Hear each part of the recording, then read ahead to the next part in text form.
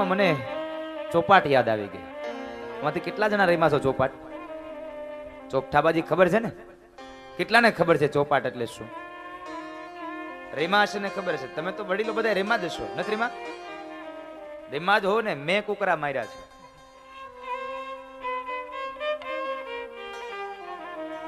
પણ એક આધ્યાત્મિક અર્થનો શું સરસ બતાવ્યો છે. એના 4 પત હોય. જેને જેને જોઈ હશે ને ખબર હશે. એના 4 પત હોય. ચારે બાજુ એક એક પત હોય. એને મહાપુરુષોએ 4 યુગ કીધા. ચારે બાજુ 4 યુગ. વચ્ચેનું ખાનું જે છે એ મોક્ષધામ છે. વચ્ચે હરિધામ છે. ચારે બાજુ 4 યુગ, વચ્ચે હરિધામ છે. અને બધાય જીવાત્માને ન્યા જ જવાનું છે. કેટલો માર્ગમાં અટવાય, કોકને તોડ નો થાય, કોકના કુકરા વળી પાછા ઘેરે આવે. શું વાત કરો.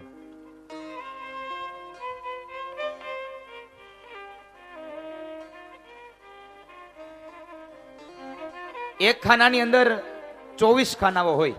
એક પતમાં 24 ખાનાઓ હોય. જો 24 ગણવા જઈએ તો 96 થઈ જાય. પણ અહીંયા આધ્યાત્મિક અર્થમાં મારે લઈ જવા છે. મારે 84 લાખ યોનીએ લઈ જવા છે. 24 ખાનાઓ એમાં દેખાય છે. 24 ખાના એમાં. જો 24 કરવા જાવ તો 96 થઈ જાય. 84 લાખ થાય નહીં તો એનું આધ્યાત્મિક અર્થઘટન ન થાય. પણ કવિઓએ અને મહાપુરુષોએ વિચાર કર્યો. 24 ખાનાઓ એમાં દેખાય છે. 24 ખાનાઓ એમાં દેખાય છે. ચોકડીના 12 બાદ એમાંથી થાય છે. ચોકડીના 12 બાદ એમાંથી થાય. એને ચોપાટ જોઈ છે, ખબર છે કે એક પત્રની અંદર 3 ફૂલડા હોય. એ ચોકડી વાળા ખાના બાદ કરી દો.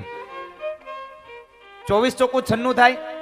પણ એમાંથી 12 બાદ કરી નાખો એટલે વળી પાછો 84 લાખ આવીને ઉભું રહી જશે.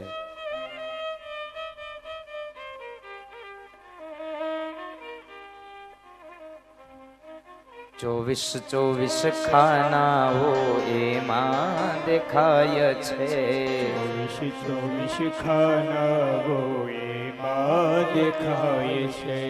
ચોકડીના 12 બાદ એમાંથી થાય છે. ચોકડીના 12 બાદ એમાંથી થાય છે. ઈ તો લક્ષ 84 કહેવાય છે રે. ઈ તો લક્ષ 84 કહેવાય છે રે. એવો ચોગઠા બાજી સમજાવે શાન તને. એવો ચોગઠા બાજી સમજાવે શાન. એ તારી પલ પલ એળે જાય છે રે. તારી પલ પલ એળે જાય છે.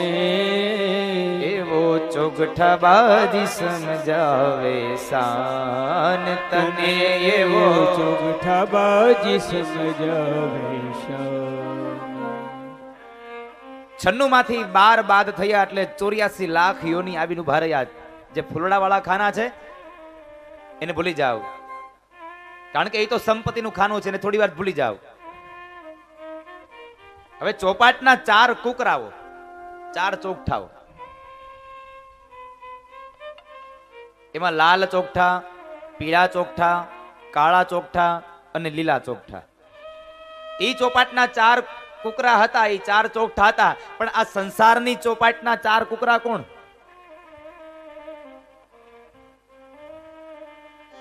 એ તો નાના નાના હતા કુકરા. અહીંયા આ 5 ફૂટના, 4 ફૂટના, 4.5 ફૂટના માણસો આ ચોપાટના, સંસારની ચોપાટના કુકરા છે.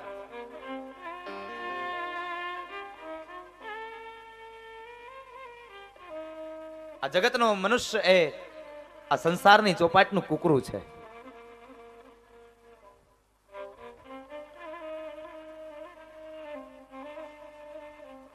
એમાં કાળા ચોકઠા કોણ, લાલ ચોકઠા કોણ, લીલા ચોકઠા કોણ, એમાં પીળા ચોકઠા કોણ? હું અહીંથી કહેતો જાઉં, તમારે મનમાં નક્કી કરવાનું છે, કોઈ આંગળી ઊંચી કરવાની નથી. તમે જેમાં આવો એ તમારે નક્કી કરવાનું છે. આ સંસારની ચોપાટનું કાળું કુકરું એટલે કજિયો સાહેબ. કોઈ દી પાડોશીને હક ન લેવા દીધું હોય એ આ ચોપાટનું કાળું કુકરું. જેને આંગણીએ થયા હોય જાજા ઉતપાત, કર છોડો એના આંગણા રે. જેને આંગણીએ એ થયા હોય જાજા ઉતપાતો રે, કર છોડો એના આંગણા રે હોજી. જેને કોઈને હક ન લેવા દીધું હોય સાહેબ, પરિવારમાં કોઈનું હાલવા જ ન દે.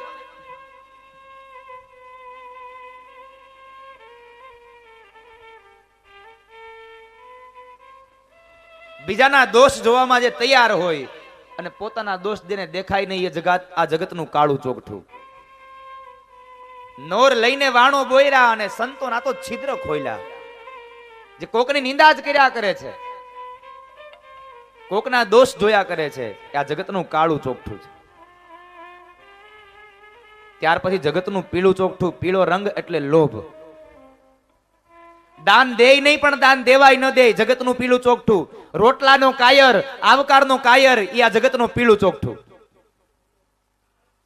ખબર પડે ગામમાં અમારા કોઈ હગાહબંધી આવ્યા છે તો બાર ગામ વયો જાય, પીળું.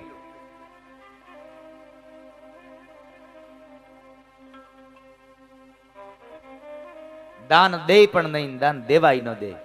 દેતો હોય કોક ને બળે પેટમાં આને.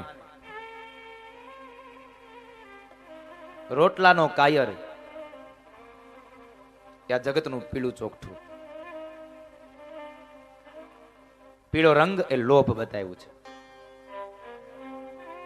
અને ત્યારબાદ લાલ રંગ. લાલ રંગ એટલે ક્રોધ છે. કારણ વગેરેનો ક્રોધ કરે, સમજી લ્યો, બોલાયો ન થાય. ગામના ચોરે બેઠો હોય ને આપણે નીકળીને બેઠા છો ને, તું કેતો ઊભો થઈ જાવ. અરે દેવતા બેઠો રે, ઊભો નથી થવું તારે. આ જગતનું લાલ ચોકઠું.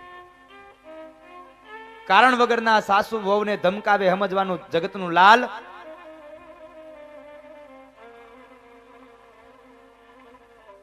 ક્રોધનો રંગ લાલ છે.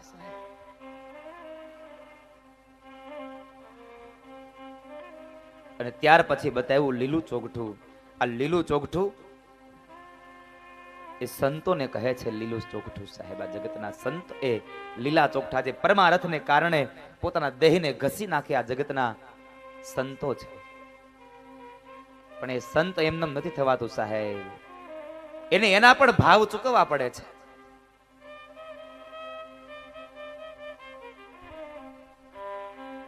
એને એનાય મૂલ ચૂકવવા પડે છે. નથી મફતમાં મળતા હેના, એ જી મૂલ ચૂકવવા પડતા સંતોને. સંતપણા રે મનવા નથી મફતમાં મળતા. ભરી બજારે મને કોઈ વેચાણા, કોઈ તેલ કડામાં બળતા. સુધનવા તેલ કડામાં બળતા. કાયા કાપી ત્રાજવે તોણી, કાયા કાપી ત્રાજવે તોણી, એ જ ભોગ સાધુડાને ધરતા સંતોને. સંતપણા રે નથી મફતમાં મળતા. એ સંતોને કેટલી દુઃખ વેઠવા પડે સાહેબ. ક્યારેક પોતાની જાતને બજારમાં વેચી દેવી પડે. એ વારાણસીની બજારમાં હરિશ્ચંદ્ર ઉકળતા તેલમાં હાથ પલાળ્યા સાહેબ, કોઈ તેલ કડામાં બળતા. સુધનવા પોતાના દીકરાઓને ખાંડી અને સંતોને જમાડી દે, શેઠ સગાળશા અને પોતાની ઘરની નારીને દાનમાં આપી દે જલારામ બાપા. ન મળે મફતમાં. તેથી હરીને ભાગવું પડે ત્યાંથી.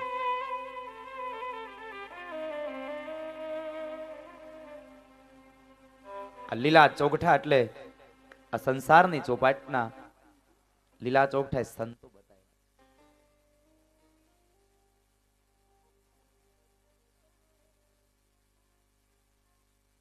હવે જયારે કુકરું બરાબર હવે રમત જામે, એમાં બધી જગ્યાએ કુકરાને મારી શકે હોય, પણ કોઈ માણસ જે ફૂલ ઉપર બેઠા હોય ને એને ન મારી શકે. કારણ ફૂલ એટલે વૈભવ છે. પૈસા વાળાને કોઈની બીક ન હોય.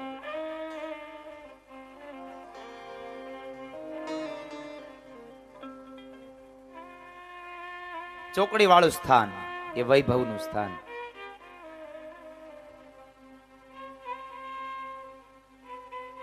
પણ સંતોને અને પૈસા વાળાને કાંઈ લાગે વળગે નહીં છે.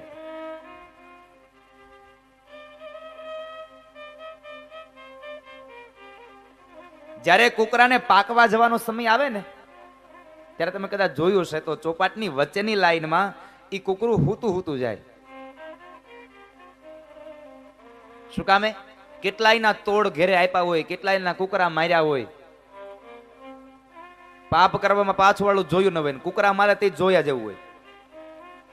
ભાંગતી રાતે જ્યારે એ કુકરું પાકવા જાય ને પછી પગડું આવે ને તો કુકરું પાકે. જે ચોકઠું હોય એની બાજુના ખાનામાં જ્યારે કુકરું પડે પછી પગડું આવે તો જ ચોકઠું પાકે, નકર પાકે નહીં. અને પગડાનો પીરિયડ હોય સાહેબ. અને પગડાના પીરિયડમાં જેણે કઈ કર્યું નથી ને એ હજી આ જગતમાં એમને જ આટા માર્યા કર્યા છે. ભગવાન જ્યારે સમય આપે ત્યારે સમયમાં કઈક એકાદ બે સારા કામ કરી લેજો કે તમારા ગયા પછી પણ તમારી પેઢીને તમારા નામથી ઓળખે. પાપ એનું ઢાકવા માથું નમાવતો, એનું ઢાકવા માથું નમાવતો, પાપ એનું ઢાકવા માથું નમાવતો, પાપ એનું ઢાકવા માથું નમાવતો, ઉપરથી નમ્ર બની હરિદ્વારે આવતો, ઉપરથી નમ્ર બની હરિદ્વારે આવતો, ઉપરથી નમ્ર બની હરિદ્વારે આવતો, ઉપરથી નમ્ર બની હરિદ્વારે. જ્યારે પાપ થઈ જાય એટલે પછી માણસ ભગવાનના મંદિરે જાય. જ્યારે પાપ થઈ જાય ત્યારે પછી ભગવાન પાસે દોડ્યો જાય. ભગવાન પાસે જઈને માથું નમાવે, મારા પાપમાંથી મને મુક્ત કરજો. પણ ભગવાને ત્યાંથી એને પાછો ધકેલે.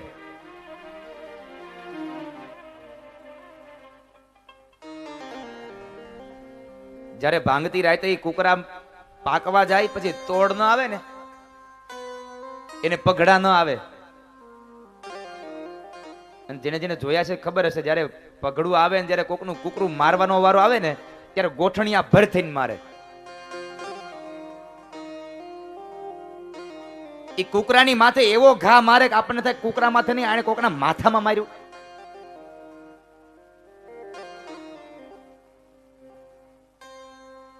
અને પછી જ્યારે પગડા નો આવે ને ત્યારે એ ભેરું બદલે, કોડિયું ફોડી નાખે. પણ પછી પગડા નો આવે સાહેબ, પગડાને પીરિયડ જ હોય. બહુ પ્રયત્નો કરીને પગડા ન આવે ને એટલે બાજુ વાળા ઉપર ખીજાય, એટલે તું પણ આગો બેસ. ઓલો કે તારે પગડા નો આવે માં હું શું કરું, તારે દાણા ન આવે માં હું શું કરું. તમે 3 પત્તી રમતા એને જોયા કોઈ દી? 3 પત્તી વાળાને મોબાઈલમાં નહીં હો.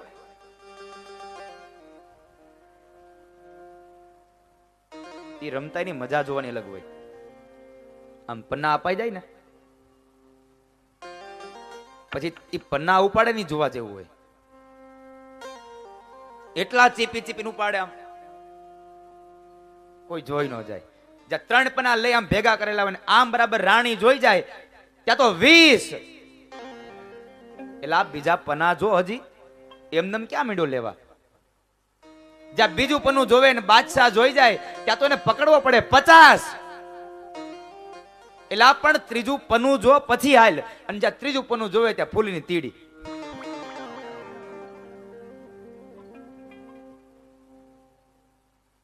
આ સંપત્તિ વાળાનો સાહેબ ફૂલ ઉપર બેઠા હોય ને અભિમાન હોય કે અમને કોઈ નહીં મારે, પણ એને ખબર નથી ફૂલ વાળાને મારવાનો અધિકાર કોને છે? જે ગાંડું કરે ને એને. ગાંડું ખબર છે ને અવળું હાલે, અને ગાંડું એટલે આપણા જગતના સંતો સાહેબ. આપણા સંતોને આ લોકોએ ગાંડા કીધા, મીરાને દીવાની કીધી, તુકારામને પાગલ કીધો છે. હરિ કેરા ધામ માંથી સંત પ્રગટ થાય છે. હરિ કેરા ધામ માંથી સંત પ્રગટ થાય છે. હરિ કેરા ધામ માંથી સંત પ્રગટ થાય છે. હરિ કેરા ધામ માંથી સંત પ્રગટ થાય છે. હરિના ધામમાંથી સંત પ્રગટ થાય.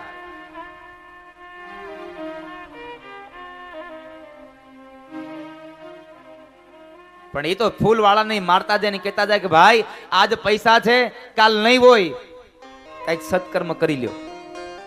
એ સૌને શિખામણ દેતા જાય.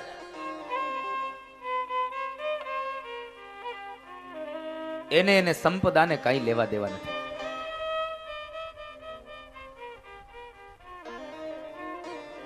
એ તો તોડ નો થયો હોય એને તોડે કરાવતા જાય અને ફૂલડા વાળાને મારતા જાય. પણ ચોપાટની રમત મને તમને બતાવે 4 ચોગઠા 84 લાખ યોની મધ્યમાં એ હરિધામ. જ્ઞાન તો જ્યાંથી લેવું હોય ત્યાંથી મળે. સાહિત્યકારો ભલે ને હાસ્ય કલાકારો કે જ્યાં જુઓ ત્યાં હાસ્ય મળે એવું નથી સાહેબ. જ્યાં જુઓ ત્યાં જ્ઞાન પણ મળે છે, જો લેતા આવડે તો. માણસની દ્રષ્ટિ હોવી જોઈએ. અહીંયા તો ગમે ત્યાં તમને પરમાત્મા દેખાય જો તમારી નજર હોય તો, એટલે મને કહેવું ગમે. ગમે તે સ્વરૂપે ગમે ત્યાં બિરાજો, ગમે તે સ્વરૂપે ગમે ત્યાં બિરાજો. પ્રભુ મારા વંદન, હરિ મારા વંદન. પ્રભુ મારા વંદન, હરિ મારા વંદન. ભલે ના નિહાળું નજરથી તમોને, મળે ગુણ તમારા તો સફળ મારું જીવન.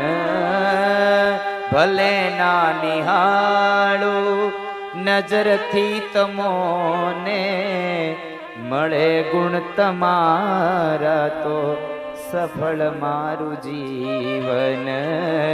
ગમે તે સ્વરૂપે ગમે ત્યાં બિરાજો, પ્રભુ મારા વંદન, હરિ મારા વંદન. જન્મો અસંખ્યો મળ્યા તે ગુમાવ્યા, ધર્મ ન જાણ્યો ન તમને સંભાર્યા. જન્મો અસંખ્યો મળ્યા તે ગુમાવ્યા, ધર્મ ન જાણ્યો